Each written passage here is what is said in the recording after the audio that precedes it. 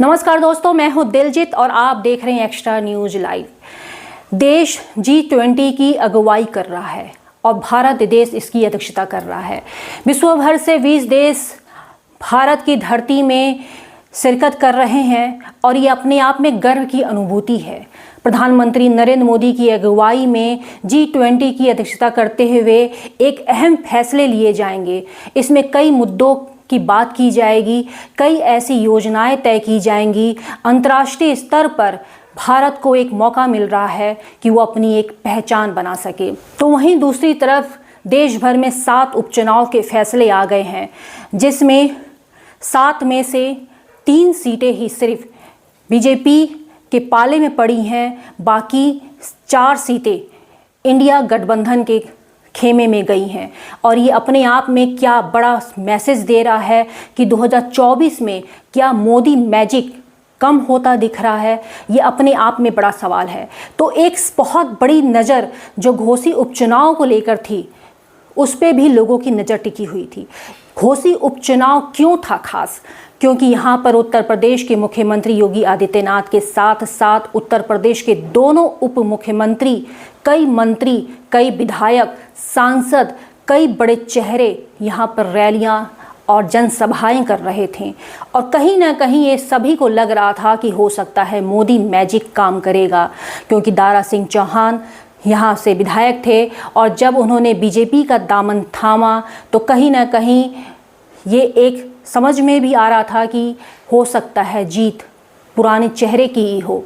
लेकिन अब जब फैसला आ चुका है घोसी उपचुनाव का, तो समाजवादी पार्टी के जो चेहरा है सुधाकर सिंह, वो 57,000 वोट से उन्होंने जीत हासिल की है।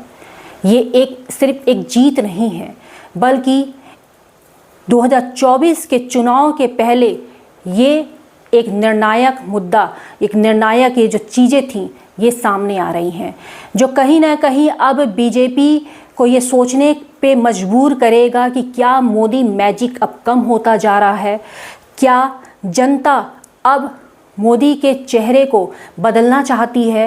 क्योंकि कल तक ये कहा जा रहा था कि मोदी मैजिक ही सब कुछ है, चाहे वो छोटा चुनाव हो या बड़ा चुनाव हो, हर चुनाव में मोदी मैजिक ही काम करता था। लेकिन अब 2024 के ठीक पहले, 2024 के चुनाव के ठीक पहले जब इंडिया गठबंधन हुआ है, उसके बाद ये एक बड़ी जीत मानी जा सकती है।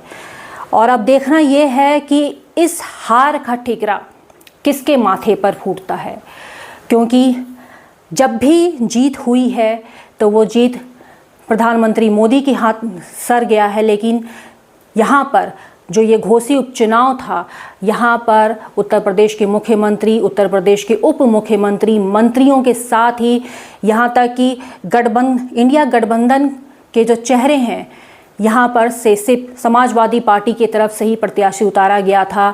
बसपा ने वो न्यूट्रल रही और उसके साथ ही कांग्रेस ने अपना कोई चेहरा नहीं उठाया था। एक तरह से इस चुनाव में इंडिया गठबंधन की ताकत को भी देखा जा सकता है। तो क्या अब ये माना जाएगा कि 2024 के चुनाव के पहले ही ये घोसी का उपचुनाव कहीं ना कहीं बीजेपी के लिए एक बड़ा सबक होगा? क्योंकि अभी कुछ ही दिन पहले केंद्र सरकार की तरफ से सिलेंडर में भी 200 रुपये की कटौती की गई थी, तो वही माना जा रहा है कि नवंबर और दिसंबर के बीच में महंगाई से भी थोड़ी सी राहत केंद्र सरकार देने के मूड में है। तो अब वहीं दूसरी तरफ इस चुनाव में बीजेपी की हार और इसके साथ ही 7 उपचुनाव में सिर्फ 3 सीटें बीजेपी जीत पाई है, तो इससे भी एक बड़ा सबक और इससे एक, क्योंकि कहते हैं ना कि जब कोई हारता है तो वो पूरी ताकत जोड़ देता है, तो वैसे भी बीजेपी किसी भी चुनाव को छोटा नहीं समझती है और जब ये हार है तो जाहिर सी बात है कि 2024 के चुनाव में वो पूरी जी जान लगा देगी। तो वहीं इंडिया गठबंधन के लिए भी ये एक मौका था, अपना पावर दिखाने का एक मौका था कि ये बताने के लिए कि जनता कहाँ तक उनके है और जिस तरीके से चुनावी आंकड़े जो बताए जा रहे हैं, क्योंकि इंडिया गठबंधन ने पिछले कुछ भी अगर चुनाव हुए हैं, राजस्थान में उनकी जीत हुई है, तो जिस तरीके से उन्होंने महंगाई को कंट्रोल किया है, सिलेंडर 500 रुपये किया है, और ये जनता ये देख रही है, देश की जनता की इंडिया गठबंधन हो सकता है उनकी वो पहली पसंद बन जाए, क्योंकि एक तरफ होगी बीजेपी की एनडीए पार्टी और दूसरी तरफ सिर्फ और इंडिया गठबंधन होगा, यानी दो लोगों के बीच में ही जनता को चुनना होगा। ये अपने आप में है। 2024 के पहले जो ये पहली जीत है समाजवादी पार्टी के सुधाकर सिंह के लिए, और जहां एक विपक्ष में खुशी की लहर है, तो वहीं बीजेपी में भी ये एक क्वेश्चन मार्क, सवालिया निशान है कि हार की वजह तलाशने के लिए कि 2024 से पहले उस चीज को ठीक कर दिया जाए। पूर्वांचल में क्वालिटी एजुकेशन और एक्सीलेंट प्लेसमेंट के लिए राष्ट्रीय और अंतर्राष्ट्रीय पुरस्कारों से सम्मानित KIPM गीडा गोरखपुर। 7 एकड़ भूमि में हरा भरा बना KIPM कॉलेज, जहां छात्रों के लिए हॉस्टल, साफ सुथरा कैंटीन और छात्रों को आने जाने के लिए बस की सुविधा उपलब्ध है। Admissions open for BTech, B pharma, M pharma, PhD, MBA, BBA, BCA, BCom and polytechnic. इस कॉलेज में मैंने एडमिशन इसलिए लिया था क्योंकि यहाँ इसकी रैंकिंग बहुत हाई थी और ये 20 साल का एक्सपीरियंस ये वाला कॉलेज रखता है, इस वजह से मैंने KIPM में एडमिशन लिया था। पूर्वांचल का बहुत अच्छा कॉलेज है। KIPM गीडा गोरखपुर।